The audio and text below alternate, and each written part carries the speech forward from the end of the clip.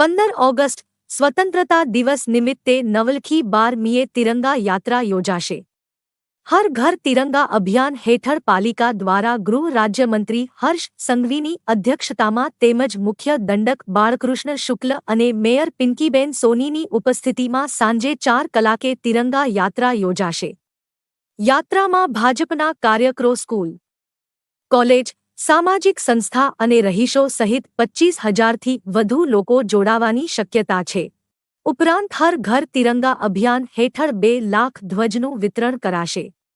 ભાજપના કાર્યકરોએ લાખ વિતરણ કર્યું છે. તિરંગા યાત્રામાં સાંસદ ડો. હેમાંગ જોશી, જિલ્લા પંચાયત પ્રમુખ ગાયત્રીબા મહિડા અને છોટાઉદેપુરના સાંસદ જસુભા રાઠવા ઉપસ્થિત રહેશે.